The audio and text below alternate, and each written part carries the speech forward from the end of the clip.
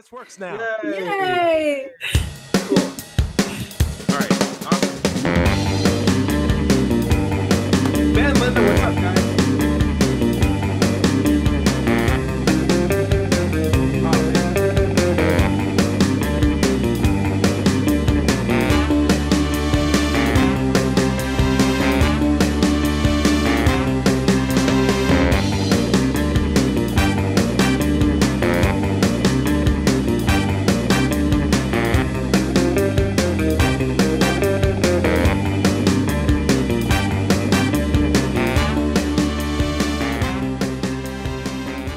Welcome everyone to our study group. This is going to be just a review of like one of our videos, and basically we really try to do our best to give constructive feedback to each other, because I think like the three of us understand that this is like one of the best ways that we can actually get better at this kind of hobby. That is a good way of communicating with other people. But if we do it in a bubble, we would only get so far. One of the coolest things I've learned is that when I was going through school and all that stuff is I can say that I'm smart and I can like learn and read a book and learn how to do something, but I'd only get, so far. There's a limit that I will not be able to surpass with just working by myself. But if I reach my hand outside of myself, like outside of my bubble, and like connect with another person, I instantly double my capacity to be able to do good work. And if we both reach our hand and connect with other people, we've multiplied by 4, and then by 12, and then 16. We can do this immediately just by asking for help and getting feedback from someone. So it's totally fine to say whatever you want. We all have like a really good vibe here. We all know we're chill. The thing is, let's just be able to speak freely and go over some like videos and like give some really cool feedback so that we can each get better. The funniest thing, I actually SE'd a guy on the belief that you learn more if you do it in a group. That was so random. So yeah. Whoa, that's cool. Yeah. All right. So normally when we start like long in-depth talks or like discussions or hangouts, I like to start off with a bit. Are you guys familiar with bits? I am, since meeting you, yes. Okay. So bits are like little games that we can start at the beginning, and then at the end we can see who won the game by the end of the talk. All right. So before we do, I think the last bit that we did with I think Linda and I, we had like try to insert a cultural reference into the conversation without the other person knowing about it. And I think she had to do an American one, and I have to do like a Finnish or a Swedish one. And I chickened out. She chickened out. So I'm saying like you gotta be aggressive with it. You gotta throw it in there. And the whole so I think the thing that we can do this time is throw in junk food. If you have like a reference to like junk food, that's the game for today. So the challenge is throw in as many references to junk food as you can, like Snickers. As many as you can without the other person noticing it. Once you get noticed, you get called out on it. That doesn't count anymore, but you can still keep going after that. All right. And so is the winner the person who can say, like, so if I get noticed once, does that mean I'm out of the game? Or is it like the person who gets those references in without anybody noticing them? So we're going for quantity. We're going for quantity. And I would say maybe like the first person to 3 wins. But if you get called out, that doesn't count anymore. And now we're all more paranoid about what you're saying next. All right. Oh, cool. Great. I love this. So junk food. Junk food is a thing. You can throw out like, and it could be like cultural junk food too, or it could just be whatever you want. But junk food is a thing. All right. Dangerous. I can just make up something and say it's junk food in South Africa. I don't know. We can go back. It's on the record. we can look at it. Are you guys good? Can we lock it in? We can lock it in. All right. All right. Ben, lock it. We're locking. Ooh. All right. We're in. All right. It's now official. Yeah, and I would like to do a little cultural disclaimer for myself. I have worked, like I guess, give it. You'll see once I do it. So I worked for 10 years plus as a theatre director, and my main job was giving feedback to people, and giving feedback to actors, and actors are quite sensitive, of course, and really sensitive about their art. So there was an art to giving really constructive feedback where you kind of support what's going right and you point out what we need to work on and change.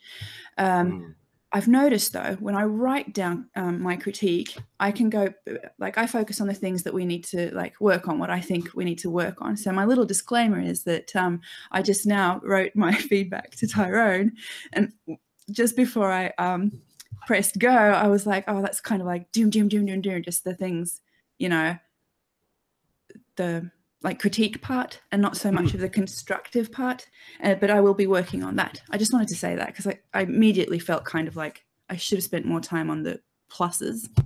No, I actually think it's good in a public forum to show that other people who are using SE are critiquing other people who use SE. Because if an apologist was looking at this and was saying, look at this one group of people who have like this tactic, like a dirty Jedi mind trick of trying to convince people that there's no God, and they're out here as like a uniform effort. If they see us like arguing with each other, not arguing with each other, but like critically assessing each other and saying, here's some things where you're messing out, here's some things that you can improve, and then the response is like positive and feedback, that shows a dialogue that's going on that's not going on inside like the religious sector, in my opinion. I don't think a lot of people are reading the Bible and being like, you know what, maybe Jesus had 14 brothers, or like maybe he had a really awesome girlfriend. No, you're wrong. He didn't have an awesome girlfriend. It's like the script has already been written, whereas with SC, we're allowed to like critique each other and get better from it. And it's good to show that that dialogue is taking place even now for anyone who's on the fence to see it, from apologists looking at us and saying like, oh, maybe they're still trying to figure it out too. If they have a way to improve what we're doing, I'd like to hear it. And if we can all get involved in this, then it no longer just becomes a thing that atheists do. It could be a thing that anyone can do. And that's the real goal. But still, in all honesty, I do think that SE, when done well, it does bring in uncertainty. And I think as soon as you're not sure, you're kind of like naturally atheist. Right. Kind of weird, isn't it? I have to say, for me, as soon as I started getting into SE, I realized that I suddenly became a skeptic about everything that I believed. Yeah, I think I've always been kind of there, but I never really, I thought I was there, but I wasn't there as much as I think I was. If that makes sense. And it kind of really made me challenge my own beliefs and really look deep to see, am I justified in the positions I held? So, and on also what you said, Linda, about are there any theists who actually are into SE? I think that would be awesome. Yeah, it would be wonderful. Absolutely. I tried to, one of the guys I work with is very into prolicitizing. And I told them about this technique specifically because I think it could be useful to him. Not necessarily that I want him to go out and convert people to his religion, but I mean, it's a much better way of approaching things than just going and telling somebody, you're wrong, this is the right way, here we go. I wish I could take a theist and an atheist and say to both of them, this is not your hobby, this is not your hobby, this is everyone's hobby. Yeah. It is. I'm calling that one. What? Who? What? Not show. This one. That's one.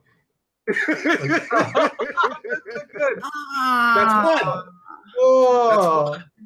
That's one. It doesn't count if it's that like counts. a word. Yeah, that's how you use it. This is how you play the game, baby. Let's go. Let's go. Sneaky, I'm up. sneaky. I'm on the board. Next. All right. So, how about, do we have any questions from like the last time? Like, Linda, did you have any questions from, oh wait, can I say something? Ben, I'm so glad that you're on this. I think your videos are like some of the most spectacular like things of SE I've ever seen. One, your culture is amazing. The people that you talk to, I wouldn't even know, I would get lost at the name department. I'd be like, hi, my name's Ty. Hello, my name, oh no, I can't have this conversation. I don't know. I can't even be polite, but you're smooth as hell. And it doesn't matter who's coming to you. You're like constantly, you have mastered the ability to make people feel really comfortable talking to you. And I say that is like the hardest thing to do, because like I got this like weird like social anxiety kind of kick where I'm always like thinking about that in the back of my head. But it seems like you have that really, really down. I'd like to get feedback from you on like, if you have ever thought about like how you're doing that, because it seems like you're really good at it. It seems like you're really good. Like anyone who's coming to you seems to really enjoy the conversation that they have with you, and that's such a thing that I admire. And I'd say your approach is just really good. The questions you ask are really nice, and I'm really glad to be able to talk to you, man. I think you're great at what you do. I just want to say that. But my observation is that you, Tyrone, do the same thing. From my perspective, people really enjoy talking. There's palpitations going on. I'm like, I've never seen that, really. Yeah. Oh man, the post interview rundown that I always give, like after I have a good conversation with someone and they walk away, I always look in the camera and I give an impression of how I felt during that interview, and it's always the most negative crap ever. It's just like, well, there's another one I screwed up. Oh man, I'm gonna have to see that one. I don't know if there's anything I can salvage out of that. Oh man, she was probably noticing I was scratching my nose too often. Yeah, I don't know what I'm doing. I'm crazy. Oh, whatever. Next person comes in, I'm like, hey, how you doing? I'm Ty. It's nice to meet you. So, but I have a question for Ben. Yeah, go for it. Do you always feel? Oh, I mean, sorry, Ben. Yes, Ben. Do you always feel as relaxed as you look? Yeah. No way. No, I literally, as soon as I get out there, it's just freaking shivers and shakes and what am I doing? What am I doing? Let me get back into the car and go home. This is terrible. No, it's terrible, really. And but it's the first interview is usually almost always a write-off, because it just kind of takes that to take the edge off. But as soon as that starts going, the energy just kind of starts flowing, and I really get into it. It's just so fun. I think the biggest challenge I have at the moment, I feel like I'm going for soft targets, because I'm going for students. People are really more open to this and are more approachable for me, especially in my culture. We're kind of obsessed with respect for your elders. And I found that when I speak to people who are older than I am, it's a completely different ball game. I'm so afraid just to kind of pull at any thread. It's terrifying. So that's kind of what I want to try and work on. Don't know where I'm going to go yet. Do you have any ideas? I think that's fascinating. I'm constantly thinking of where I will go to get out of the kitchen, because I have the big problem I have is just it seems to me, especially in our country, people just don't go out alone or even in pairs that much to parks and things like that. Most of the parks around in my area are gated. You know, you have to pay entrance to get in. What? People who go there are usually yeah. Oh, I had no idea that was a thing. Oh my gosh. Okay. No, yeah. it's I don't know if it's a crime thing, or it's like they're trying to get funds to maintain the parks or something like that, but it's really just difficult. And that's literally why I'm kind of on the street at the moment, because it's the only place where I've really found people that I can talk to. But yeah, I'm really trying to find different places and to try get different people in. That's super interesting, just in itself, that we can't all SE at this. And I think it was funny the first time I spoke to Anthony, or we were chatting on Twitter, and he looked at one of my periscopes where I was walking on this trail close to my house, and he was like, that looks like a perfect place for SE. And I was like, in Finland, I mean, nobody really walks there. I'll get like one person in 15 minutes, and they probably wouldn't want to talk to me. Like they've got their thing going on. Like they went there for a purpose. That's Finns. We're really pragmatic. I'm going there to walk, and I shall walk. And well, I haven't tried it yet, but yeah, so it's different. I don't think, I have to try it so that I actually know that is this just my fears talking, my biases talking, or is it for reals? And when I first in America, we have these guys who knock on your door to talk to you about religion. Do you guys have that? Yeah, we do have Jehovah's Witnesses specifically, or just random churches? Random churches. We also get Jehovah's Witnesses as well, but my mom's a Jehovah's Witness, so like I know her path. I know how to deal with those guys. But we'll get random churches as well, Baptists as well. And my first SC was, I'm in my room, I'm looking at SC videos, and I'm like, man, this sounds really cool, but I don't think I have the gumption to try it myself, right?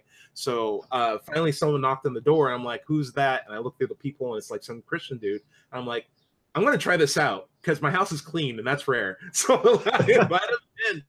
And I'm like, let's talk. And I record the whole thing. And when I was done, I felt like I was nervous at first, but it's really not that bad once you start the machinery. Like once you start the engine, everything else warms up and you feel a lot more comfortable in the moment than you do before you start the actual approach. And if they come to you, that's amazing. And I didn't know that I could be passive and have people come to me.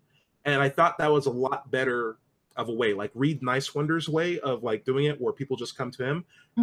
That's way better for me, just to keep me calm. And so I've noted that if you go outside with the intention of, I'm just going to read a book in front of a sign that says, hey, do you want to talk with me? And if that's the worst thing that happens that day, because you read a book and no one wants to talk, totally fine, because you read your book, you did your goal. But just going out and confidently reading in front of the sign is enough to draw enough people curious to you, particularly extroverts, to come to you and be like, what are you doing? What's going on here? And then you can do your pitch and say, hey, this is what I'm trying to do. I'm trying to talk to people. You want to have a 5-minute conversation? Yeah, sure. And literally the first day I did that, I didn't think I'd get anyone. In my head, I was like, I'm just going to go out and read, and that's it. I had my book in front of me, and I literally didn't go from the first page to the second page, just because there was just so many people who were curious about what I was doing. Some days I have slow days where it takes like maybe about a half hour before anyone comes. But I've always had, I've never had an instance where I went out and didn't have anyone who wanted to talk with me. And I think as long as you like, you know, don't go out there with like facial scars and an eye patch and like a hook in my hand, you're gonna be fine. I think even the eye patch worked for Anthony. Yeah, even an eye patch worked for Anthony. So I say like, hey, people will be curious about come to you. That's true. I think the passive approach can be really useful if you ever wanted to just try that out. And if it's not culturally appropriate for you to just dog down people, sit down and in front of a sign and just try, hey, if you want to talk with me, talk with me. It might help. I think the table and sign thing is also in alignment with how I kind of like feel about that. Like I would like people to want to come to me and not like, hey, I've got this thing I want to talk to you guys about. Like, you know, I think you would be so good at engaging those conversations, Linda. I think you would really too, to be honest with you. Yeah. I don't think anybody would be able to say no to you. I also think that as well. Yeah, I think you'd be fine either way, definitely. Like, that's not your hard point. So then I just have to go out. I must admit, I have one hang up. Other one is that I kind of like just want to do this in English. And I find it difficult when I even think about doing it in Finnish or Swedish that I don't really know the appropriate words. Like I don't know how to translate this into Finnish and Swedish. And I don't know if I want to do the work required for me to translate this to Finnish or Swedish, because I'm so kind of like insisting on learning this in English and doing it in English. Yeah. I've got a very interesting problem in terms of that. Yeah. In Afrikaans, the word for faith and the word for belief is the same word.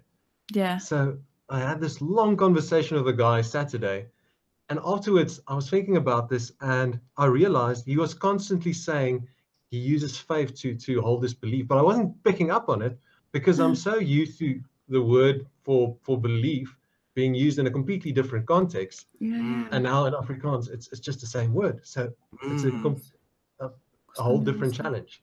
It's actually the same in Finnish. It's the same word. Uskomus. Yeah. Usko. Or it's really kind of like there's a slight different thing, but it's almost the same. It's uskomus is the belief, and usko is faith. The thing that it's like the and usko in Finnish, is it in Finnish also a case where people use them almost interchangeably? Yeah. So it's not really like you get in English where people kind of have the separation between the two. Yeah. And I've had had to kind of like watch more videos to understand what people are meaning when they say faith. Yeah. And also understanding that kind of like can be interchangeable with trust and with belief as well. Like, or it's like faith is fuzzy, even to the English speaking population. Absolutely. Have you ever had a weird translational issue where you say something and it makes the other person laugh or snicker? Oh yeah.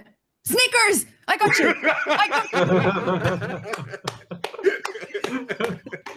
Sorry for blowing your eardrums there. She's staying on it. That's what I'm saying. I get super competitive like that, but if I have to do it myself, I feel like the minute I'm going to go for a pizza, it's going to be written on my forehead that I'm trying to get junk food there. Okay, good job. Maybe we should make it that if you call the person out, you take the point. How about that? Okay. Oh, that sounds good. Okay. So super curious. So this game basically changed into catch tie. Snickers. You can get in there too. I know that strategy too. Did I get a point? Look at me. You got a point. Did I get a point also for the pizza? Because nobody called me out. When did you say pizza? If I would go for the pizza, it would be written on my forehead. Oh, that's an example of the. Should we call that junk food? Because none of you said it. So meta. That was a very meta reference. Because I was thinking at the minute I said pizza. I know, but that was in the process of you getting the point for the Snickers. Like, okay, so give it some time. We'll say at least like after the point, it needs to be at like some minute. At least it needs to be a minute, or else then it would just be like hamburger, pizza, Toblerone. I heard that. Yeah. All right. Okay. So I got 1 point for the Snickers. You got 1 point for the Snickers. You're on the board. Meta. Then also here's the link for the YouTube video that we can cover for like 5 minutes or so. It's a short video. It's one that I posted yesterday. The issue that I had with it is I was talking with this really, really awesome lady. She was a teacher. Her name was Carol. And she came to me with the belief that education is important for kids. And normally I get like very, very vague statements. And what I do with those is I accept them because I'm willing to talk with whatever my IP is really, or my interview partner is willing to talk to me about. But I will use that as what's still the foundation of that belief. Oftentimes that foundation will still be a God claim or a belief claim that we can investigate further. And it turns out in this case, it wasn't so much the God claim, but it was a skepticism claim. And I thought like her belief was underneath her education that it's important to question everything. And it's also important to be, investigating different topics and talking to different people and never accepting whatever you were brought up with as like the ultimate truth. And I'm like, man, you're awesome. I wish I could have a teacher like you, or I did, but like, I wish more teachers like you. And we were having like this really cool back and forth. Somehow the conversation devolved into Jetsons cartoons and like just random awesome shows that we had when we were growing up, even though we were in completely different age groups. And then when I was still in that jovial mold, I was telling her about what I was doing as my hobby, like through SC, a little bit more in detail, like how I like to take people who are like absolute positions, 100%, 0%, and just try to like open up their mind a little bit, not change their mind completely, but like just say, if you're at 100%, can we get you down to 99%? Because that tends to be the more reliable or reasonable place to be, because now you're not dogmatically closed, you're still looking for evidence, etc. And she told me, oh, that's interesting. Well, I think Trump is the worst president 100%. And I was like, what, really? She's like, yeah, convince me that Trump is not the worst president 100%. And I'm like, convince you that Trump isn't the president? So like in my mind, I'm still in the laughy jokey mode that we were in just before she gave me that challenge. So when she gave me that, position to challenge through SC, I ended up not using SC. And I started just like having like a funny, glib argument with her about like, well, Trump's not a slave master. Like he didn't own slaves. We have presidents who did. There you go. Case closed. He's not the worst president ever. And then her response was, well, and you always get those responses like, uh-oh, are we gonna have these kind of conversations? It was like, well, that was what they did back then. Therefore, it's not bad. And I'm like, oh no. So like, and I know she wouldn't have responded that way if I had given her an SE approach to examining the methodology. It's so weird. As soon as you started going into facts, it's almost like you thought you're getting jerky about it. Yeah. And it also, I was me up a point. Oh, what'd you just say? Jerky. Is that a candy? So that has to be junk. I'm writing it down. Wait, is jokey a candy bar? Jerky. Damn it. Jerky. Jerky. Beef jerky. I'll count it. I'm putting. Sorry, I've got the accent handicap. Man, he snuck it through the accent, but we're still gonna count it. Turkey, Ben. Oh, we're getting there. I'm such a Linda, chicken where are because you I on feel this? like this could. Linda, This could I'm calling you on chicken. Get out of here. What? I'm calling you on chicken nuggets. Get out of here. No, I didn't say even chicken nuggets. I wasn't even trying. It was within the 30-second thing from the thing. No, but I'm such a wuss. That's not junk food. That even though I'm finding that this could be really easy for me to sneak in the junk food, but there's something in me that goes like, I can't try and deceive these people. Even though it's a game, you know? Hey, it's all about listening to the person. And I think this is a good game for us. But I was saying I shall get over it. I found the core of my issue, the problem that I was having with Carol, the person I was talking to, was that I was attacking her conclusion. And I find like there's these three groups of things. There's the person, the methodology, and the conclusion.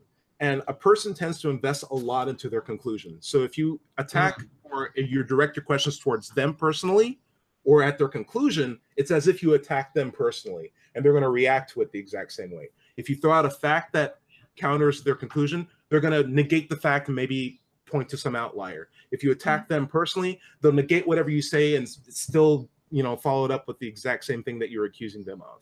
But if you hit the methodology, the thing that's in the center, the thing that connects the person with their conclusion, that's where SE is optimized for. And by addressing the methodology, there's very little ego there, and you're able to get the person to really consider.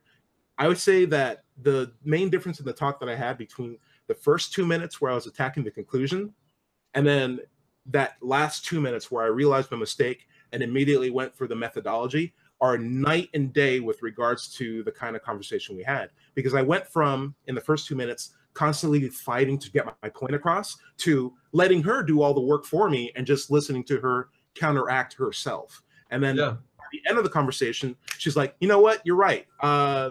Maybe he's not that bad. I guess I'm not absolute. Thank you. And we shook hands and left. And it was effortless. And I'd say SE is really, really great for being able to do that. But I think I did make a lot of mistakes walking to the conversation. Maybe we can talk about that for a bit. Do you guys want to go through the video, or can we pull it up? Yeah, it's in the comment description. It's 5 minutes. You want to watch it? Sure. Okay. And I guess we can pause it if we've got any comments about it. How do we play it here? Can one person share their screen and play it? Is that possible? I can do that. Like this, maybe. Wait a sec. Because I've got it here on my iPad. That's awesome. Or is this silly? I can share the screen. I can share my screen. Give me a second. I like that. Oh, that's better. What's going on here? I'm all about the DIY technology.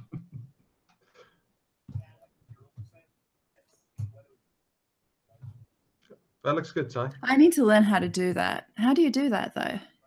Oh, there's a green button on the side of the Google Hangouts page. Oh, there. Sorry. Did a funny noise there. That's this guy right here. Do you see that? Yes, I do. Okay, cool. And so... Cool. Screen share. Yeah, right. Okay. Oh, sorry. I should try that. Can you share the sound, Ty? Oh, can I? It's not making sound? No. It's not making sound? No, it's not. Okay. Let's try this again then. Let's see. I think I got an option to share audio. Your application, when Chrome wants to show the contents of your screen, choose what you'd like to share. I want to share this. Doesn't give me the option to share audio. I can redirect my audio recording devices into. I see there's like a control room button, but I don't know if maybe just Linda can use that. Control room button? I've got the control room. You have a control room button? But I have given you all sound. Can you hear this? Nope. No, negative. Let's see. Super camera, mute see, microphone. right. That's what that did. Yeah, I can mute people here. I have the power. Default speaker. Oh, here we go. This should work. This should.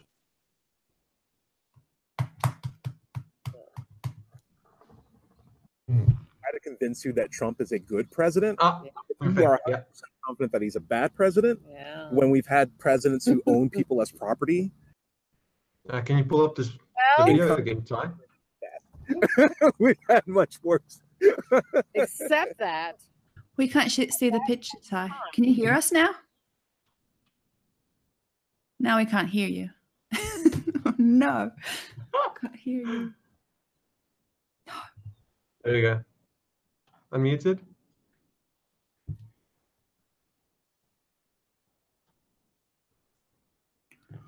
Just go Okay, on. so you should be able to hear me right now, right? Now we can hear you, yeah. And So just now we couldn't see the picture. You couldn't see the picture. Oh, okay. Of the camera, of the screen. Mm. Sharing my screen. You can see the screen now, right? Yes. Okay. Now I'm going to turn off my mic and connect to the while video. We've got you. I've got something that I wondered about this conversation, right? Yeah. It must seem to me, as soon as you mentioned that you want to take people from absolute certainty to 99, already that kind of put her in that position where she's like, okay, well, you can try and challenge me on this belief. And it seemed that she was almost defensive from that point forward, not necessarily as soon as you went into it. Right. She was very defiant, I think, from there. But I think that's totally fine, because I'm not addressing her personally if I use the SE properly. Because it doesn't matter what position she's from, and it doesn't matter what detail her conclusion has. I'm still going for the methodology with SE. And if she's honest about her position, she will have to assess her methodology and either get rid of it if it's not good, or change it, and improve it thereby. And either way, that's a good result. Yeah. I'm going to turn off my mic and go straight to the video. Could you guys let me know if there's any problems? Cool. Okay, we got like maybe 4 minutes left in the vid. How do we let you know that? How do we signal to you? Oh, You can see us. You can still see you. you. Yeah, I can still hear and see you.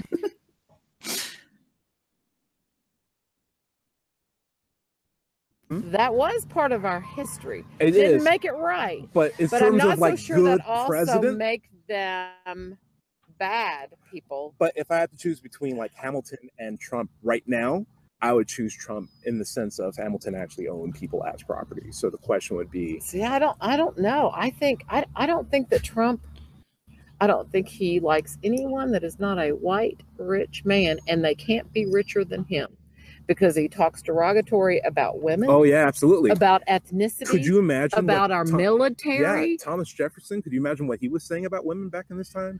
Benjamin Franklin. I don't know. There's like a curve. We don't know for real, but there's like a curve of. But look at the women that were in their lives. So I don't know if that's so true. But they didn't even let them vote. There was no jobs available for them.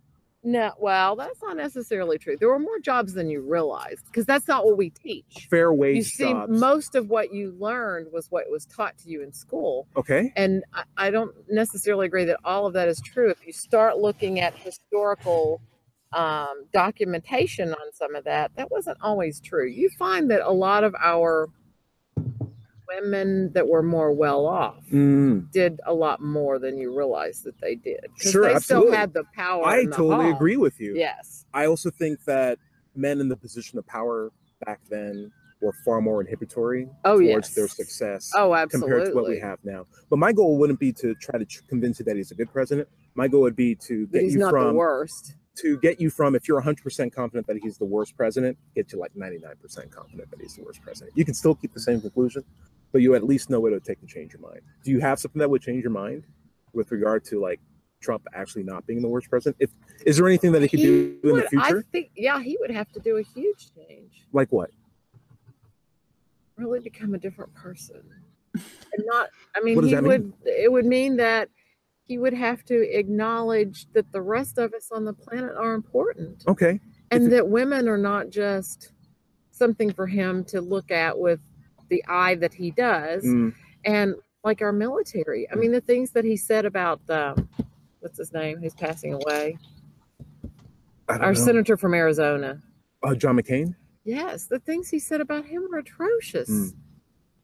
I might not agree with you as a person if you were in the military, but I would never demean your service. Right. Never. Right. I have problems with those things. While we can both agree that things he says are outlandish and definitely not sensitive or becoming of someone who represents all of us. No. It does sound like you do have a criteria that's based on evidence. Right. Evidence that you need to see that would make you change your mind. It doesn't He'd sound have like to really wake up overnight and say, by virtue that So you are wrong. open-minded of the concept that he's actually not that bad because you have a criteria. right. That doesn't mean you're absolute anymore. That's true. Right. That's a good way to look at it. I like to think about it that way. And that, if anything, that puts you in a more reasonable position. Well, thanks. Yeah? All right. Okay. Have a good evening. It was You good too. chatting with you. Good chatting with you as well. All right. Have a good evening. Have a good one.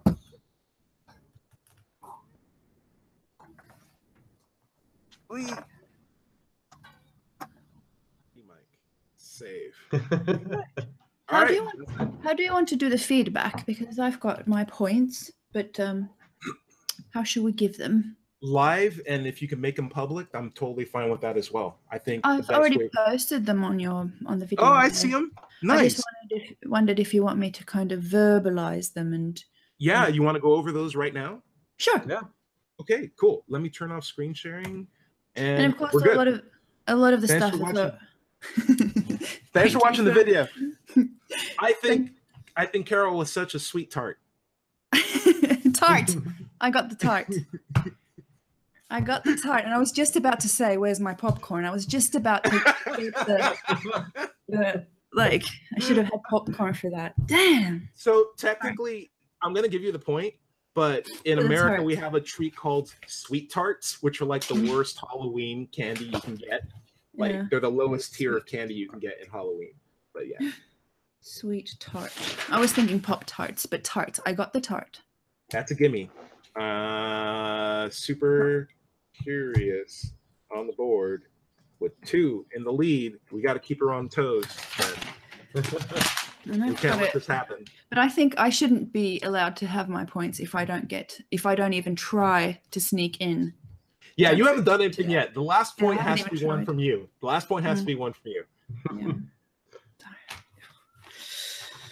Ding, duff, duff, duff, duff, duff. That's not a jump. I'm still raw about Ben's jerky that he throws in like, oh, jerky. I'm like, what did he say? What was that? I got the point. Give it to me. I'm like, I barely caught that. All right. I think it was fair. I think it's That's fair too. Mm. I think it's We're fair. 2 points there. Anyway, you guys have comments on the videos? Oh. Yes. So Okay. if I just go through mine really quickly, or I don't know, maybe it can be like a conversation, all of us Yeah. jump in and stuff. Yeah. And a lot of this has already been said. You said it yourself. But if I just like verbalize my comments here, then I can say something more about them. Of course, I didn't know the backstory that you guys had already spoken for a while, and this was like just at the beginning of kind of like this jokey thing. But spend more time setting up the conversation. I remember seeing a really, really good example from Anthony. Can't remember the specific one, but anyway, I timed it, or I looked at the timer on the YouTube video, and from the moment they got contact and she agreed to do the conversation, or actually they had the whole rapport thing where she agreed to do the conversation, that can I film it and all that. And from the moment that he started explaining what he was doing, like I have this hobby, from that moment till when he asked his first question, there was 5 minutes. 5 minutes of just setting up the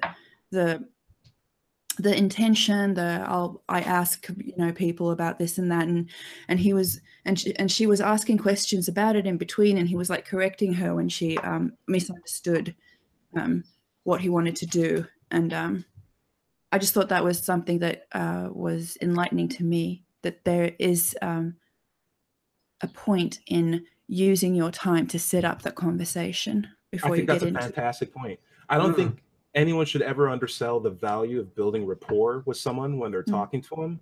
That time that you have to just, get everyone to calm down, because it's very weird to have some random stranger want to talk to you in any kind of format. But I'm not just talking about the rapport. Anthony spent a lot of time explaining the questioning that he was going to embark on with her. Oh, for 5 minutes? Yes. Whoa. Okay. It's something which He I've was also really, been- really thorough with that part. And I think it benefited the whole conversation they had. Yeah. 5 minutes. Wow. It's something that I've also been kind of worried about, because it's really going to affect how many people are willing to talk to you, kind of how you pitch it. And I'm always going, I want to talk about a belief. And it almost, in my context at least, it immediately biases it. People think I want to either sell something religious to them, or at the very least, they think I want to discuss religion.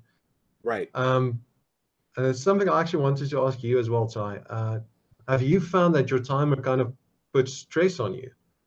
I mean, I think at the moment, I really want to get in, I want to have the talk, and I want to be done in kind of like 10 minutes, because I don't really, have you found that you kind of brush it because you're worried about the time?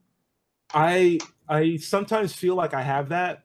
I feel like sometimes the timer is a detriment to like a really good conversation, but I also don't feel like I could start the conversation with people if I didn't have the timer, because I'm there and they're already doing their thing. My goal is to talk, but people approach me with an agenda that they had that was not, let's talk to Tyrone forever. So the 5-minute timer is just a sign for me to show I'm not here to waste your time. And when they sit down and we talk, the timer is dripping down, but I immediately kind of forget its presence, and I try not to bring too much attention to it. When it's out, the person can see it. It's on the same table in front of us. And if they want to continue the conversation, that's fine. But I've had multiple times where people say, like, our time's done. I'm like, that's totally fair. Thank you for giving me this time to have a conversation. Can I just ask one last question? And then I'll wrap it up from there on. But people who want to have a longer chat with me will totally do so without the hourglass. And I find like it's a pretty good filter of just getting people who only want a short conversation to talk to you. And I think that's the only use for the timer, because people who want to have a long conversation will do it with you regardless of whether you have it or not. And that's something that took a while to get in my head. And just, Linda, I need to send you guys that Anthony Magnabosco video that I'm talking about. But I can't think of it right now, so I need to go looking for it and actually see like which one it was. But I'll send it after this. But the thing with that video was, and I studied it quite a bit because he set it up so precisely. Yeah. It was wonderful. And that whole 5 minutes was before he put on the timer. So he's talking about the timer, that we'll time it for 5 minutes, blah, blah, blah. All that 5-minute thing was just setting up the conversation.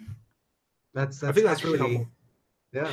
And it's clever as well, because I want to jump to starting the timer as quickly as possible, because I'm so freaking freaked out about, I don't want to waste their time. I don't want to waste their time. I need to start this timer because it's going to save me.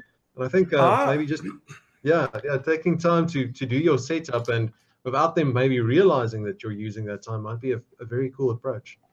Two things I could recommend. When I start the timer is only after we have the belief ready to go. So I will have the person sit down. I'll give them the cell. Then I'll ask them if it's okay for me to record. Then I turn on the recorders, and then you guys can see what we're talking about. When I turn on the recorders, I do a brief recap of, okay, so this is what I'm doing, like in a couple of sentences. Okay. And then from there, I'll be like, is there anything that like you really want to talk about? Anything you believe is true? And they'll be like, let's talk about God. I'll be like, whoa, God, that's a heavy topic. Whoa, that's kind of crazy. So you want to talk about God? So, or would you be cool if we talked about that for like 5 minutes? And then I start the timer. Like after that whole preamble, that's when I flip it. And I highly recommend this. This is also something I probably got from Ant. When I start the timer, the first question I ask has nothing to do with what their belief is. It'll just be like, oh, so like, how often do you guys come out here? Like, is this your first time at the park? Like, how do you feel today? Or like, I got a funny story to tell. Because my impression is this timer doesn't mean anything. Let's not rush, And once I flip it and ask something completely unrelated, they're a lot more amenable to answering that unrelated question. And I can gauge body language. I can gauge like how they feel about the conversation, if they have like any apprehensions, like talk to me about like unrelated stuff. And then we can just slowly start, digging, backing up, digging to like a core belief that they have, and like trying to figure out the methodology behind it. Oh, that's very cool. And I think there is a really good point in the whole thing that even though you have the timer, I think it's more just a representation that I want to respect your time, but I think the whole thing with SE is that it's best when it is slow, because the slow thinking is like we're contemplating and maybe thinking about something in a new way.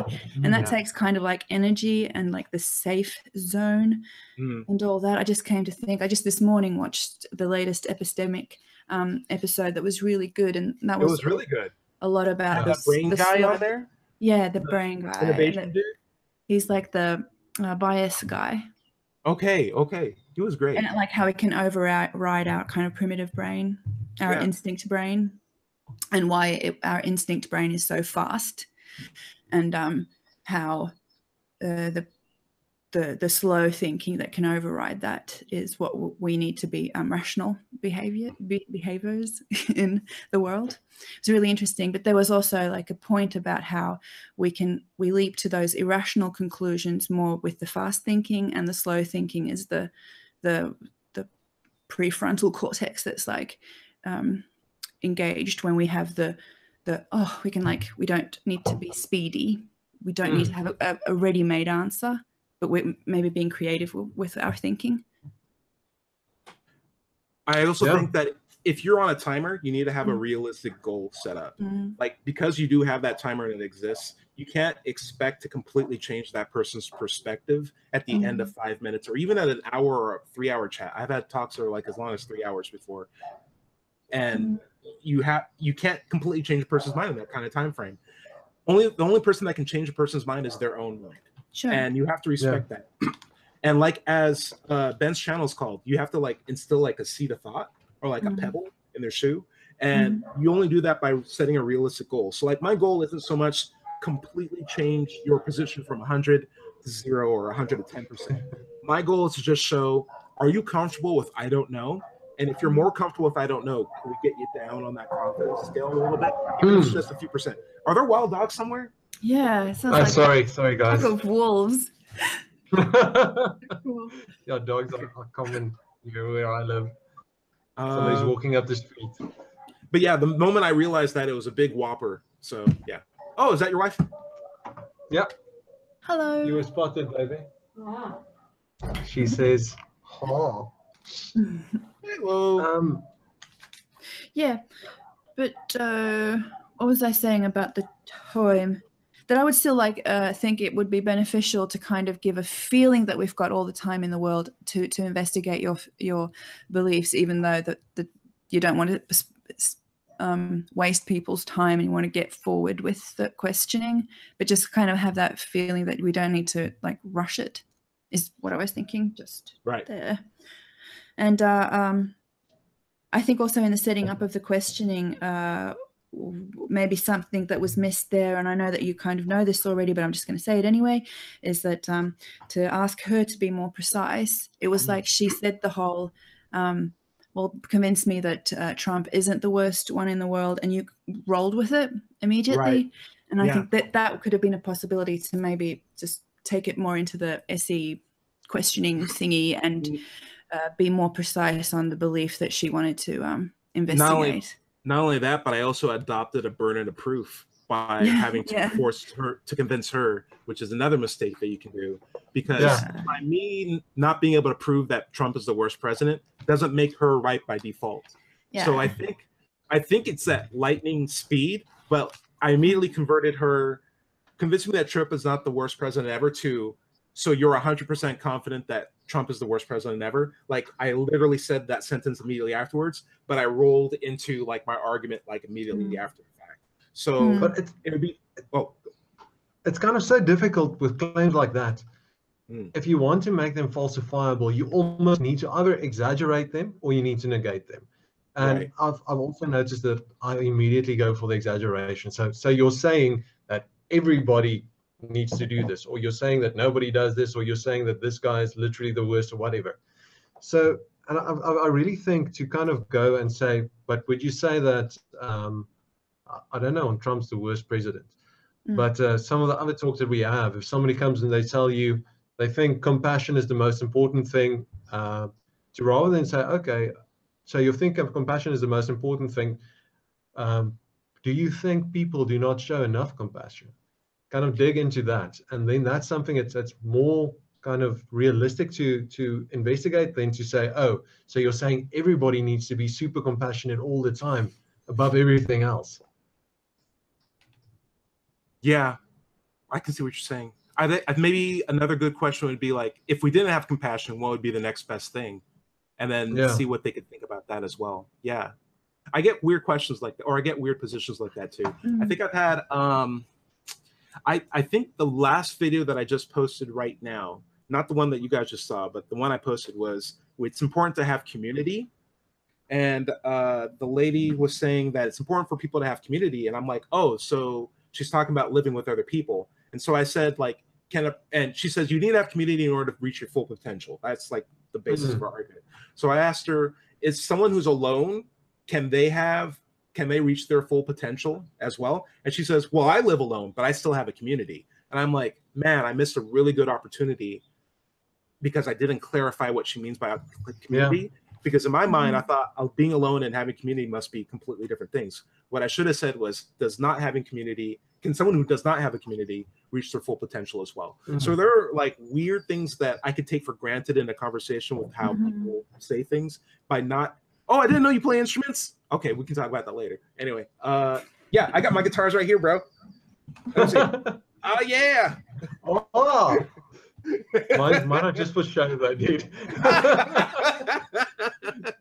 They're well placed in the house. Anyway, but yeah, I think it's worthwhile to make sure that, as Linda says, that you're very specific with the clarity of the terms that you're talking about, especially with a God belief. The more you can specify what you're talking about, the less wiggle room that they can have to be like, oh, well, I didn't mean that, I meant this. Like, get them onto that specific, pin of a needle. Yeah. And also, like, would have no, like, again, I don't have like my own experiences to draw from, but watching Reed and Anthony, I know that they both do it quite often, that they even search for the belief to investigate. They don't always go with the first thing that IP suggests. Like, they go around looking for what would actually be like something interesting and beneficial to look at. I've been wondering if some people, when you kind of talk to them and try and get a belief from them, if they don't think, okay, cool, this guy is going to dig into me, so let me go for something which is kind of easy, uncontroversial, right? Yeah, easy, something fuzzy, something that probably most people believe in. On the compassion one, I actually spoke to someone this weekend who talked about it, and as we were getting into the conversation, I think probably 6 or 7 minutes into it, she said, the compassion is guided by, your gut feel. That gut feeling can never lead you to a wrong conclusion. And I'm like, that's such a cool topic. And that's a good one to go into. Yeah. And I was so angry at myself for not kind of, just digging a bit before I got into, cool, let's take this claim just to try and uncover something like that. Yeah. Have you guys ever gone over your own videos, like very, very slowly? Like, really? Okay. I'm obsessed with looking at. There's one that I can't watch, which is the conversation on morality with the apologist. I can't watch it anymore because I thought that was just horrid, like horrible arguments from myself and just horrible arguments from him, and it just really upsets me. And it's just like SE gone horribly bad. That it's not even SE. It's just like a really horrible. Blah. Like, he brings up the Holocaust and stuff. Oh my gosh! Adequate, compassion. It's like that, and then I sit there and just like breathe heavily, and I can't say anything because I'm in SE mode, and I'm supposed to be all nice and pretty and smiley, and it's just that's like, I felt dirty afterwards. I was like, I've got to take a shower for days. Hey, if anyone watches that video and feels the same way from watching him and seeing you, kind of like hold back yourself, that's a better sell for you than it is for him. Oh yeah, I know that, but I just felt like I did not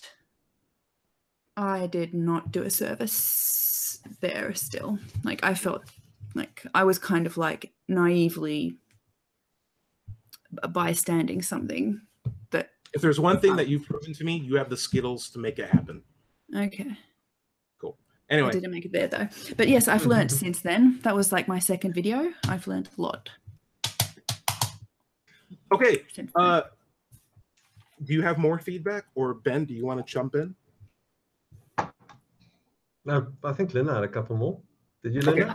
Well, I have this one-way street thing that I've been thinking about, that I think that SE is in fact really, really good. Or the thing I wasn't sure of in the beginning was that I thought that maybe like the conversation where I give as much away about me and my views can be really beneficial and helpful in some instances. I still think that could be true, but I found like the whole one-way street thing is really, really super effective.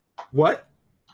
The one-way street thing is really... As in one person can only ask questions and the other person can only respond?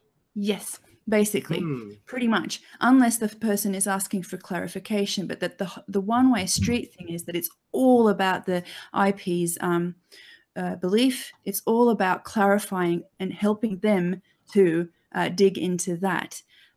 Like when the other person starts making claims or bringing their own opinion into it, it's like the IP needs to use a lot of brain power to understand that. Okay. Like I think you get much more kind of speed, and I'm not talking about a fast speed, but much more kind of like momentum to open up the IP's belief if it is truly that one-way street and it's all about me understanding what you're saying. And can I rephrase what you're saying, maybe? Please. Instead of, by one-way street, you mean you should only be addressing the claims of one person at the table, which is the IP's claim. Yeah. But as far as like a conversation, it's definitely good to participate back and forth, throw out your, personal stories, their personal stories, back and forth, as long as they're focused on the claim of one person, because that's the goal of the conversation, is to examine that specific claim. So it shouldn't be the SE user's prerogative to throw out additional claims, which might muddy the water. But if they can throw some feedback on that specific claim, I'm totally fine with that. Is that kind of what you're saying? Say, for example, we thought this isn't a junk food. I don't think it's a junk food, but like say the IP believed that bagels were the best, food ever. My goal wouldn't be to throw out donuts are actually the best. My goal would be like, oh, I hate the donuts. You don't get the point until you get them all. I know. Also, by the way, I don't know if you guys can read the chat that's been going on, but I've been saying Whoppers. I've been saying Skittles. I'm on the board. Have you read the chat? I didn't know there was a chat. chat. Did you see the group chat? I can see it. Oh, you bastard. Well played, Ty. Well played. Share the screen. I thought you guys can see this guy right here. You can't see this? No. Oh, okay. Well, we got this. I don't have a chat. No, I don't know how to get it. Do I have a chat? Yeah, top left corner is a little chat thing. Yeah, there you go. The little blue button that's up there. Yeah. Right. Wow. Boom, boom, boom. Well played, Ty. Keeping scores. Anyway, I think it's good to have, not to sound like a robot or not to turn SE into an interrogation. That's my point. I think both people are free to be able to ask each other questions, even if it's mid-conversation. But as the SE user, you should make sure that your responses lead back to the claim that the IP is presenting, and that the conversation can stay focused on that claim, because that's the goal. Having that claim. But I'm totally fine answering a question if someone has, what the hell are you doing? Or like, what do you think about bagels? I'd be fine to answer that. I think it shows a degree of honesty that's healthy for SE, and it makes it less easier to target as something that's bad by apologists. Not only that, I think in my context at least, a lot of people don't meet atheists. A lot of people aren't openly atheists, and I think most people aren't atheists. So Dan had a cool comment where he said, in the conversation that Anthony had with him, he gave him a definition of atheist, which is completely different to what Dan had. And Dan kind of had a misperception. And he said that kind of changed his mind. That kind of got him wondering about it. So when I speak to people and a dude throws out, do you think we all come from monkeys? I don't have a problem with explaining to him, I don't think we all come from monkeys. I think we've got a common ancestor which we share with monkeys. it's something that might teach him something. It's not necessarily a claim which tries to change his mind or anything like that. It's just maybe clearing up a misperception or raising a point of view which he's never actually been confronted with in his life before. Right. And yeah, also, he literally could have just been part and just like really self-conscious. He could have been part monkey and really self-conscious about it, like hiding his ears and tail. It's like, does he see? I'm not a monkey. Yeah, but I do agree with that too, and I do think it's important because as the SE practitioner, if you don't understand what the other person is saying or if they're not making sense, then it is, I think, the responsibility of the SE to open that up and say that, oh, I was of the impression that we are in fact like cousins to monkeys and not like from monkeys and something like that. But I guess my point here is like in this, because it's from this example that when it was the whole the facts thing in the beginning, like that was the whole where she had to kind of like defend her position and also understand your position in order to be able to respond to your position. And I think the SE, when I talk about the one-way street, I think that's kind of like when it is all focused on the IP's claim, and any evidence brought up is to support the clarity of the picture of the claim that the IP is making. My only suggestion would be in an American context, one-way street has a really bad connotation with it as far as a descriptor, because it's one-way street means it's my way only. You know, it's like well, that wasn't what I was thinking. I understand. Yeah, I was more like supersize me, like put it all like in one direction, like or like a freeway, like everybody's going full speed, and there can be like multiple things, but they're all going in the same direction. I got my first point, and I got all my points. Did you hear the supersize? I'm writing it down right now. Supersize me. Oh, you saw that, and you just didn't want to take my point from me, or.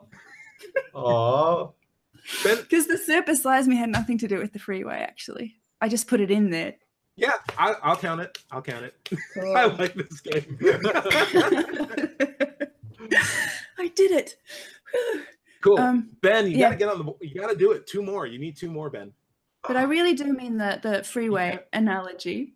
Yeah. And it was actually Gab who said it yesterday on the podcast when I was talking about street epistemology. I think it could be helpful just to know that there are connotations with words that Americans might misconstrue more than like someone who's in a different country. And one-way street is definitely something that makes people like, oh, well, then I don't want to do the thing that you're doing if it's a one-way street. I want to be able to No. No one likes one-way streets. And I didn't even mean one-way street like that. So that's really good. I was more like the freeway. It's like we're going in one direction, kind of like, and everybody's like participating to get the thing.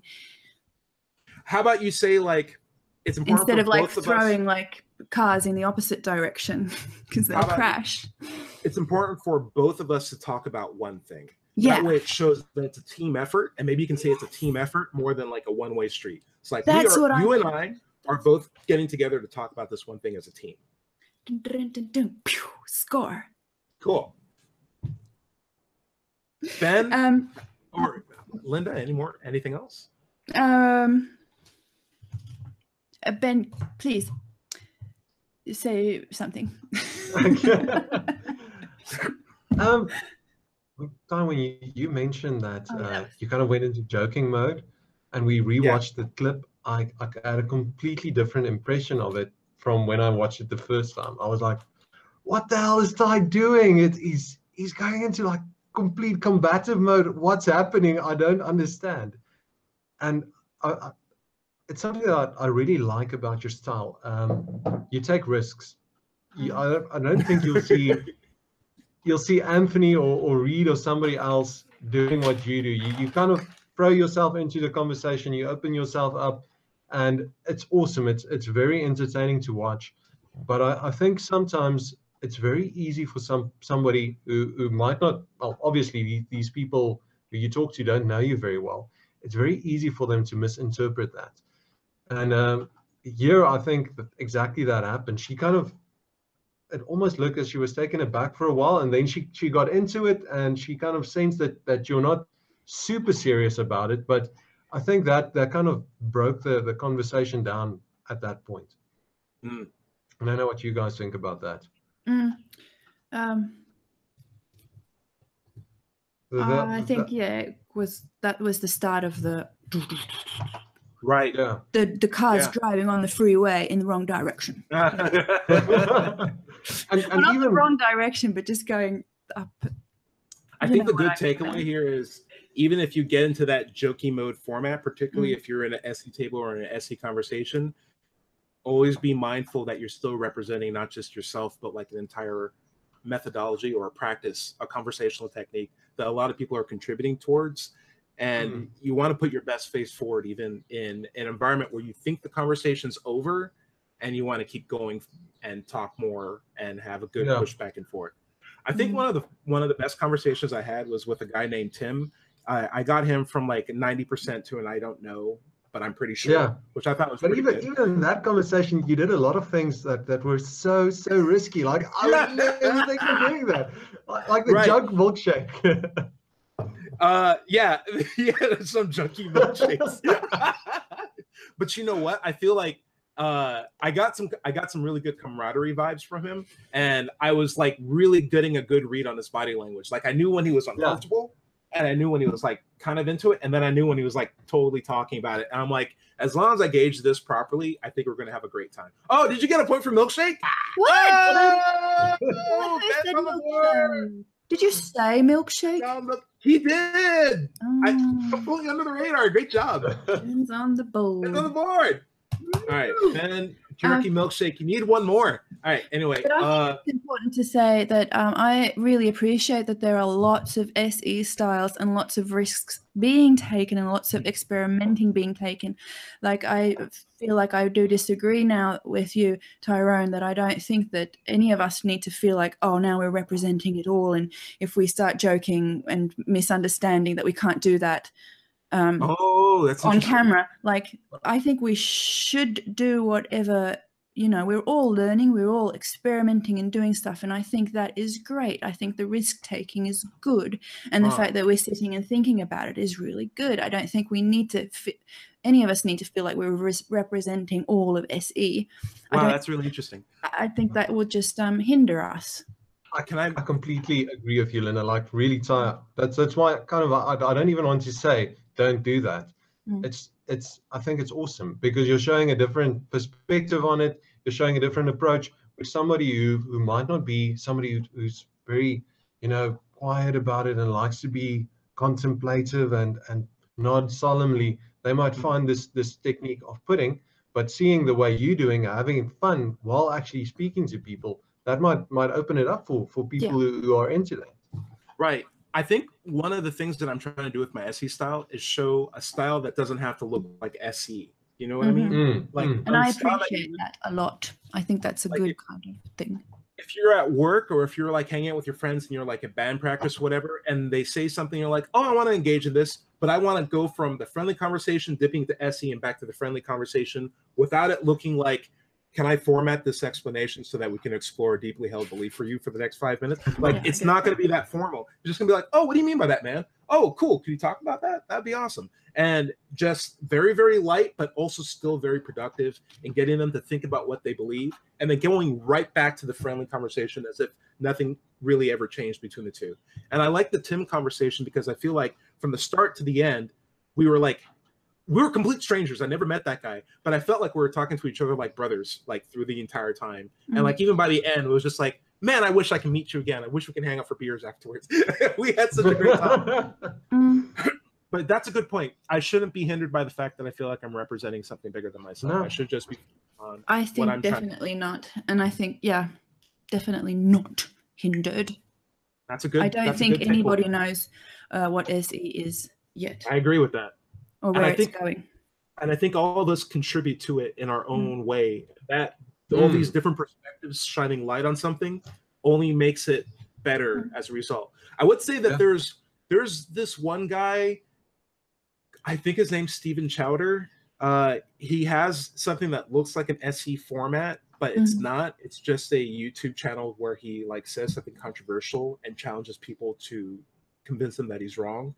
He forces the burden of proof on other people, but the format is almost unmistakable for SE. I don't think he's seen an SE channel. I don't think he's copying the degree, but I think someone who doesn't know the difference can very easily misconstrue the two different things. And Stephen Chowder's never called himself a street epistemologist. He's never used any of those terms, but the format is just so visually similar that I think it's maybe helpful for the, how do I put it, for us to make the indication that we are as a group trying to do something different and or have an identity with what we're trying to do. And I guess in that capacity, I don't want to hinder that identity anymore. Like if I'm saying I'm a street epistemology, if I'm saying I'm using street epistemology, I want to make sure that I'm doing it in a positive way. If that makes sense. Sure. So not as a representation. From my perspective, you're completely there. You're completely doing it. I don't think there's a risk for. Have you guys seen the bearded atheist on YouTube? No. It's a guy from Australia, I think, and he lists it as SE, and he speaks to people, like he records on his phone, so it's really informal. But he actually posts his videos under comedy as the category. Like, dude, no, he's completely out to kind of show people that their epistemologies are funny, not really that justified. And he calls it, does he call it street epistemology? I did find it when I searched for street epistemology. So I think he at least somewhere he includes a tag or something like that.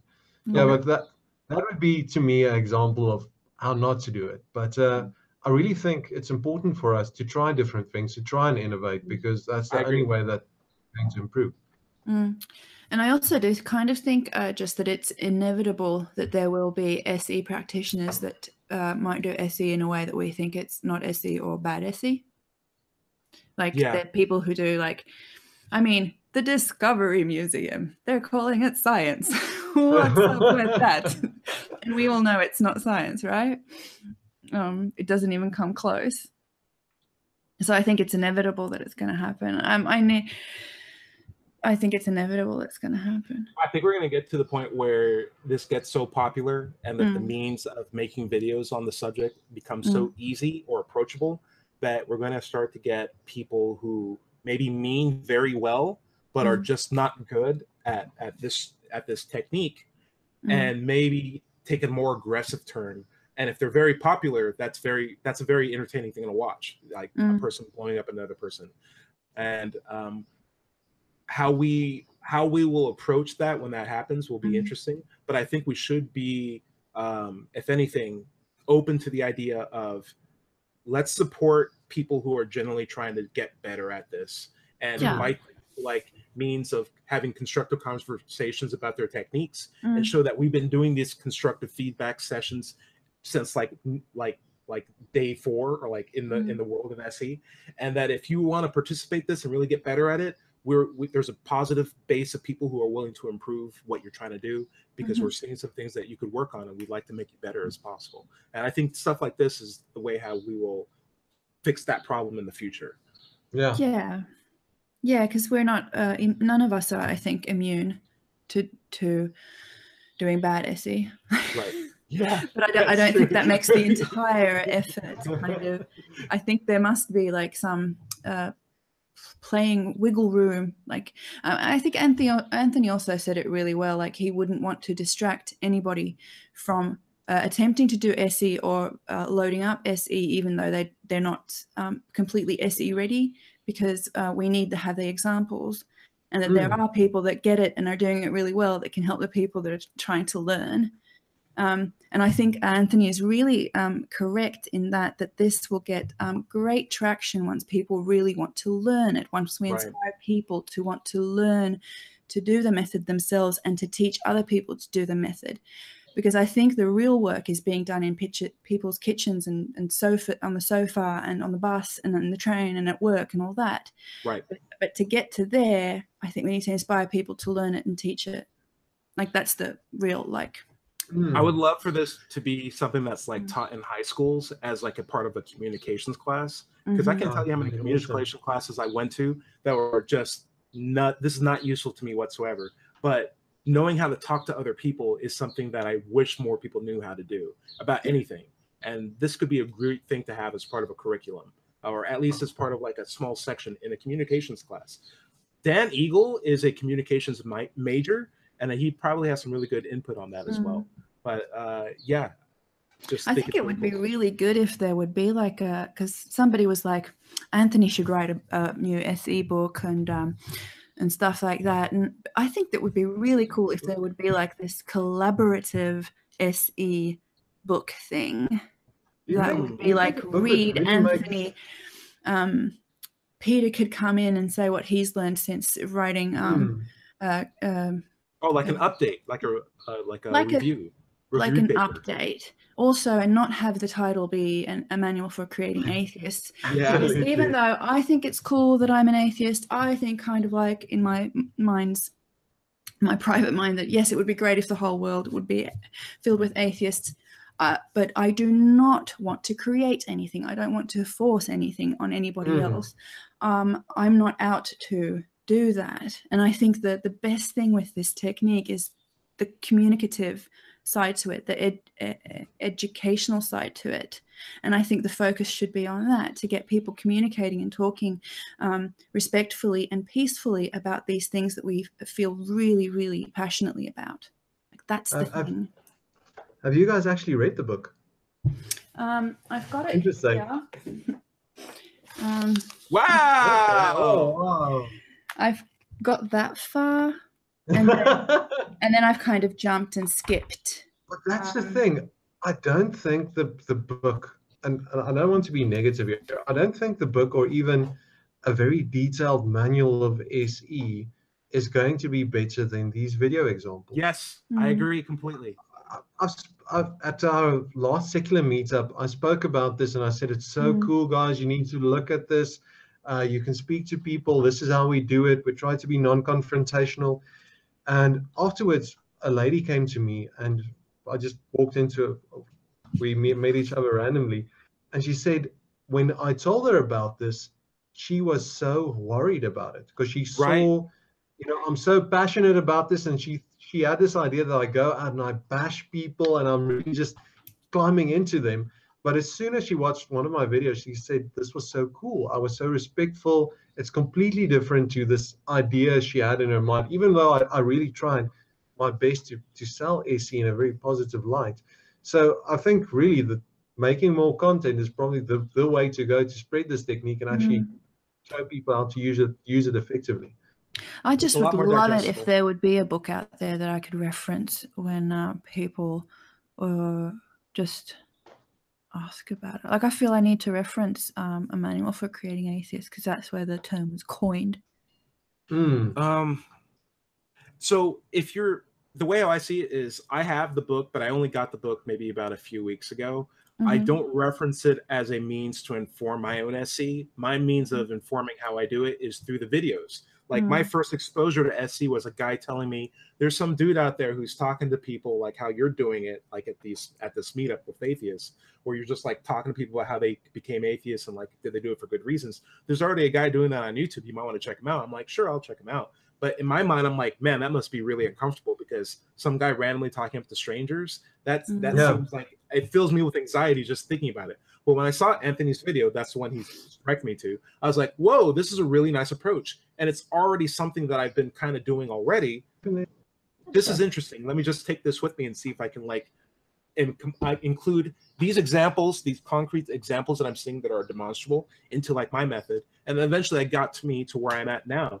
I didn't need the book at all. And even if Anthony was very informed with the book as far as the terms, I think if you look at his early videos from when he was doing SE to the stuff that he's putting out now, the book has been outdated, substantially so. Sure, yeah. Yeah.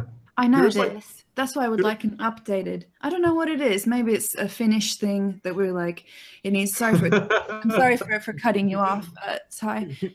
But this thing where it's like, well, we need it to be somehow documented, and so that we can reference the thing, and you don't point to YouTube videos. Yeah, would you consider an academic journal? Because I write, so like I'm in a science lab, and we regularly write academic journals. Are you guys familiar with those? They're like when a scientist makes a discovery. Like a white paper. Like a what? Is that a white paper? I think that's what we call it. A white paper? A white paper. White? Like the color? Yeah. White paper? Yeah. So like a report, yeah?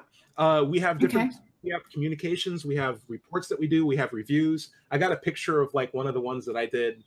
I don't know. I'll make this down. So this is like one of the first covers that I got when I was in grad school. It's a review on a biochemical pathway that I made a review on, which is basically a compilation of everyone else's discoveries on this one subject, just put into one article that people could reference if they wanted to have like the most up-to-date version. Well, it's outdated now. I'm sure someone's wrote another review since, but just like this is the state of this biochemical pathway as of 2006 or 2010 or 2014. Maybe something like that could be done for SE. And I know the avenues to get stuff like that published. Yeah. It's Did weird. You guys see? I would really like it. If you just want. Sorry, guys. Go for it. On the Facebook group, Graham Poulter is actually busy with that at the moment. There's a manual for SE specifically. It's completely not disconnected from the manual for creating APS, but it's more focused on how you do SE. That's on the SE website, and Graham is actually updating it at the moment. And he asked for support if any of you two might be interested. All right. I think it would be cool if you got involved, dude. Yeah, Ty, go for it. The only thing that I'm worried about is people are very honorific with regards to text. And text, unlike internet or video, is not a living document that can update itself very quickly. And you guys have seen, I've talked to people who, when they have a book and that says, this is what street epistemology is, they're like, this is what the book says. This is the only thing that it can be because it says so in this book. We've dealt with people like that before. Yes. And that runs the entire gamut of things that books have been written on. People will stick to a certain piece of literature and say, well, this is where the term was first used, therefore this is the only thing it can be. I think it's beneficial actually to have it as a video in a sense. And if we were to do a review, I'd be really open to like a group video compilation of like, this is SE maybe as it's evolved, and this is what it is now. I think more people can see it, more people can digest it. And it's good to have the visual feedback rather than an interpretive feedback of what the person's saying in text. Just seeing it one-on-one and seeing the tone of the conversation, the changes in body language in real time could be really helpful. I think the format should benefit the kind of thing that we're talking about. And I think video is really great for that. I completely agree with you. I think my need for it to be a book is something that I've just, it's that thing. It's that I have somewhere that same bias that other people have that, well, what was the latest document? Right. Even though I know it's silly, but I would be lying if I didn't say it. Like if somebody asks me about SE, I kind of feel like I'm withholding information if I don't mention a manual for creating atheists, even though I know it's outdated now. I know this for a fact. If anything, if you were going to go through the efforts of writing another book or like participating in someone else's writing another book, hopefully you can suggest to them in a really strong sense that this thing that we're trying to define is not going to be the final definition for it, and it's free to change and evolve and get better and precise moving on. But maybe all this is like being done. I just haven't opened my mind to it. I can't really like see it. I haven't looked at it enough because there is this blog and there are these like texts being written all the time and videos being made, and Anthony, who I think is like a really good like clear practitioner of the method, like in a way where his experimentation is much more subtle, and his like learning SE videos are really clear and good, and they have like and he's made those learning SE videos and all that. I'm sorry, I just get this. Okay, but I'm getting off the topic of the book because I'm leaving. I'm ditching the book. No, I think if I had a chance to meet Peter Boghossian or Anthony Magnabosco and they're in two different rooms at the same time, I'd go to the Anthony talk because I feel like he's far more a demonstrated practitioner of street epistemology than this guy who wrote a book. I think Peter will probably tell you to go to Anthony's room. Yeah, Peter's actually a pretty cool dude. So I'm like, the question of where's the best way that I can learn how to get better at this? And I find like watching someone do it is better than reading a book on someone telling me how I should do it. All right. Okay. Yeah. I think Chuck the book. almost a problem we've got at the moment is You actually bought the book though. Nice on you. Actually, I got this one from Anthony, so Oh, look at you! I couldn't. Wow. Did he sign it? Not. Anthony didn't, but Peter did. Oh, awesome! I got it from Anthony when I met him in Norway. that's He amazing. gave you a book that Peter Boghossian signed for him. That's amazing. That's so cool. I had to write a blog to get that. Damn it! And actually, in all honesty, I had bought the book before that. I had it with me to Norway. And then Anthony was like, hey, Linda, here's a signed copy of the book if you want it. And I was like, oh, but I've already got one. So, you can give it to somebody else. And he's like, no, but you give your book to somebody else. You can pay it And I was like, all right, I pay it forward. So actually later that evening, I ran back to my hotel to get my own book to give it to a girl who was at the table who was interested in the method. Oh, wow. There's like fun stuff connected to this book, but I just really hate the... Ben, isn't it weird how when Linda says, I actually ran back to my hotel, like, she means she actually ran? Yeah, I did. Because I wanted to do it under 15 minutes. Because that's not a euphemism. She literally did that. Like when you hear that from her, it's like, yeah, I can imagine you doing that. Yeah. I gotta get that book. I timed it actually. I did it in less than 7 minutes there, so I knew I could do it. So I have another engagement that I need to get to. Do you want to close in like 10 minutes or so? Sure, yeah, that could be good. I had one point that I really wanted to say. Oh, but I did that. It was the whole freeway thing. Great. I don't have any more feedback then. Okay. One more thing I'd like to talk about. Okay. If I love everything Reed does, but something I've noticed is awesome, and something I've noticed in his videos, especially when it comes to like a certain personality. Usually people are more drawn into like esoteric beliefs, new age type of stuff. They get very annoyed with the questions.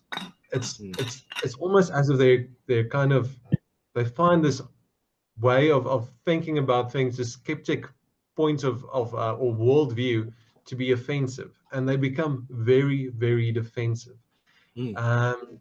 And exactly what you did in your video is the best way to kind of disarm that, to go and just repeat something back that they say, or agree with something they said. Just break that tension. It's just so effective. Sure.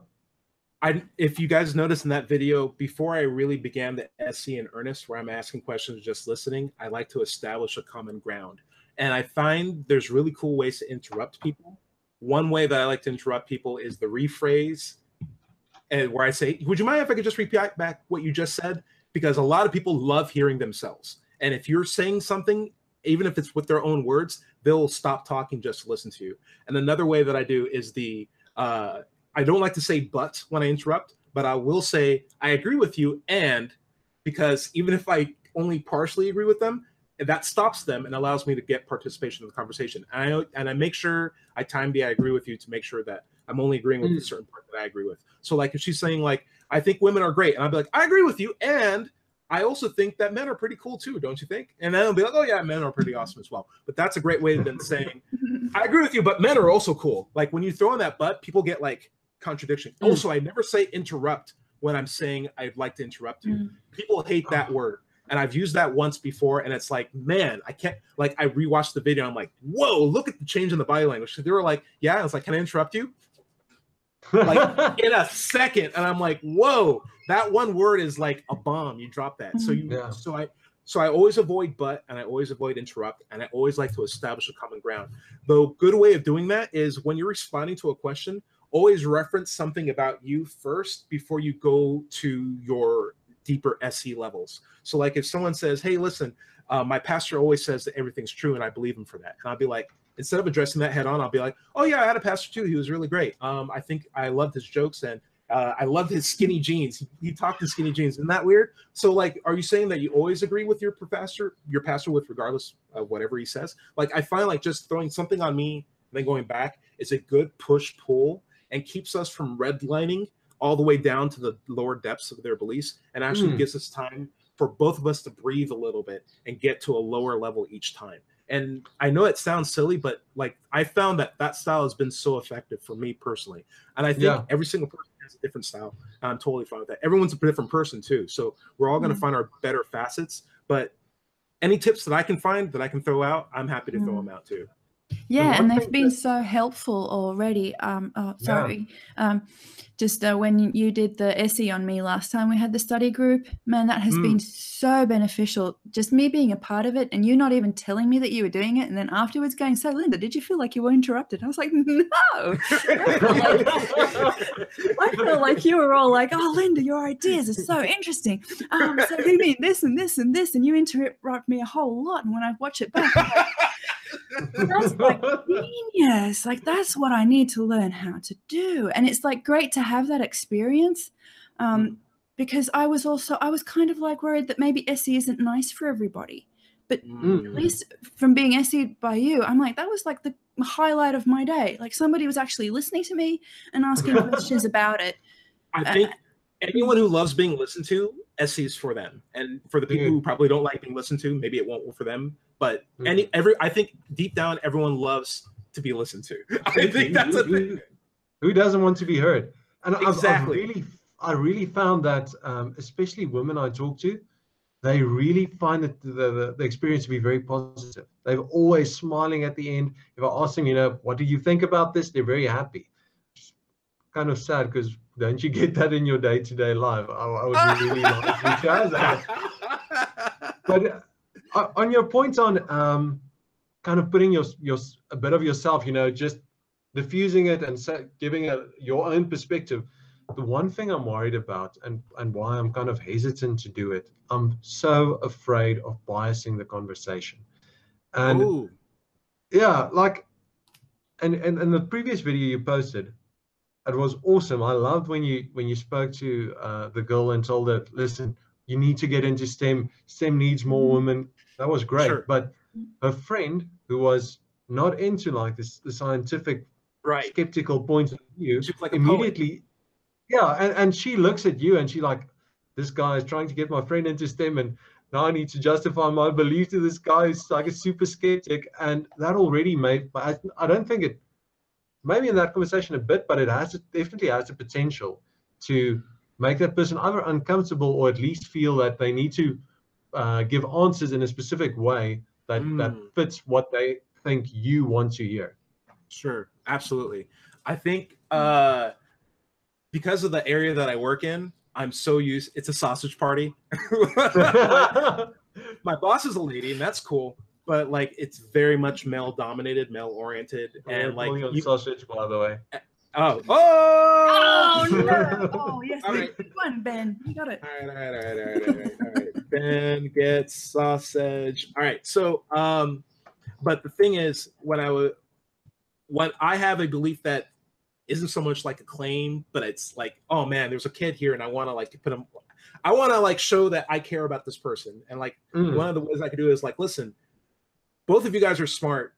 If you don't want to get into STEM, that's fine. But it doesn't necessarily have to just be a profession. It could be a hobby. It could be something you guys can contribute to.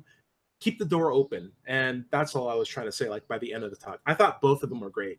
And I think even the girl who was, like, more of the liberal-minded, more poetic sense, she was teaching me things. There was literally parts of that conversation where I'm like, what is happening truth? What is, like, systemic truth? Like, these are things that I feel unequipped to answer. And then through the three of us working on it, I felt like, oh, so it means that, okay, cool. What do you mean? But when you said, I get it now. Like, I legitimately learned so much through that conversation. And Emma and Katie, I remember their names. If I ever see them again, that would be great. And if they go to school here, I'd be really happy for it. And if they go into STEM, I would be way happier. They need to be in STEM. Everyone needs to be in STEM. Who wants to learn basket weaving in college? You're getting it's a racket. Learn something useful. or go home and be. I love that. But I loved that conversation. I remember I was smiling from ear to ear. Absolutely. Because it was so beautiful. supportive for. Also, I'm tired of people throwing out Schrodinger's cat at me every single time I try to show him like two states. I'm like, ooh, we got to talk about that for a little bit. So yeah, I think it was great, and I think the whole encouraging towards STEM was worth the risk of putting your biasy in the in the conversation. I think it was worth it. I think girls need to hear that it's a great thing that you have talent. I agree in those areas. I agree. Ben, I would say bias is a lot like salt. Like if you don't have any of it at all, whatever you put out is pretty bland, you know? But it's good to have just a little bit, just to spice it up. It makes it even more palatable to the person that you're talking to know that you're not trying to hide an agenda, that you're not a robot, that you actually are a person that's talking. Yeah. And if it's something positive, like I think going to STEM is positive, throw that salt on. Just, take that little top off and just sprinkle on your hand. Like, yeah, it's pretty good. Nice and salty. Cool. I'm going to try that. How do you guys feel about closing down? Yeah. All right, let's look back at the lock. Ben, it's a 3-person lock. Ben, you need to get in here. All right, let's look at the score, everybody. We got Tyrone with nachos, Super Curious with Snickers. I think he called me out on that. Yes. Ben with the accent-covered jerky. Okay. Super Curious with Sweet Tart. I think I threw that out, but you called Tart. You did call Tart. I'll give you the Tart. Let's Chance then started with a roll. He called out Whopper. No one said anything. Do you guys know where Whoppers are? Yeah, I do. I should have gotten that one. Okay. And then I addressed Super Curious with, you have the Skittles to make it happen. No one said anything after that. I'm like, whoa. The Skittles? Did you say Skittles? I said you have the Skittles to make that happen. I just heard Skittles. Quiet. Oh, my God. Then Super Curious said Supersize Me, and I'm like, in my head, I'm thinking, is that a reference specifically to a junk food, or is that a franchise? And in the process of thinking it out, the timer went up. And then she's like, I'm calling it. I was like, all right, fine. Then of course, Supersize Me is McDonald's. I think everybody knows that. Everyone knows Supersize Me. Yeah. Milkshake, Ben on the board. I think the scores are 3-3-2 is my count. 3-3-2? Is that right? Okay, 3-3-2. Not bad. For calling Tyrone sausage. Oh yeah, sorry. Yes. Oh, 3-3-3. We're even. We're all champions! Yay! We're the champions, my friends. All right, like I said, fun games, and it's really great that we can get together and take this time to really critique each other. I think this was a really positive conversation, and this is like something that we should definitely have more often. Like there should definitely be like a network of people that you can rely on for critical feedback, where they're coming from a place where they really want to see you genuinely improve. And this has been a great time. Thank you guys for participating in this. Yeah, and I'd like to thank you, Tyrone, for the energy and for kind of like the amazing the energy with which you do SE and contact us, and like I love that I can like rant off on chat with you, because before you I didn't really feel I could do that anyway. I would rant off and people just wouldn't answer, and I was like, okay. I guess they're not into those long chat thingies then. And then with you it was like, oh, cat pictures and blah blah blah and all that stuff in between. And then there's like really, really good helpful SE tips and feedback and all that, which I think is really valuable. And thank you, Ben, for your also getting into the chat thingy and all that. Oh, my pleasure. Cool. So I just want to say thank you guys. It's I don't know if you guys have seen, but there's a couple of SE channels that started up and then just kind of fade out. And I really think this is so important to keep us motivated, engage in a community, build a community. So the more we can do of this, it's just great. It's perfect. We need to keep it up. I got 2 weird requests. One, Linda, are you recording? Is anyone recording? Yes, I'm recording. Sweet. I'm fine if you post this. Ben, are you cool with this as well? Absolutely. Okay, cool. I think it'd be cool if you had this on your channel. I think it'd be good reference to get back to. And then second, we should have a closeout statement that we give out. And I like Ben's idea of we are rubber and glue. You want to have that? What does that mean? Does it mean like we're flexible and we're Haven't you ever heard that little skit that kids do? I'm rubber, you are glue. Whatever you say bounces off me and sticks to you. Oh no, I haven't heard that. No. Oh, you've got a gap in your education. All that moving around. And, Yes, you're too world traveled. yeah. So we can end it on I am rubber and glue, and then disconnect. We all good? Okay. Cool. All right, 3, 2, 1. I am rubber. I'm and rubber glue. and glue. Peace. Cheers. Peace. Thank you, everybody.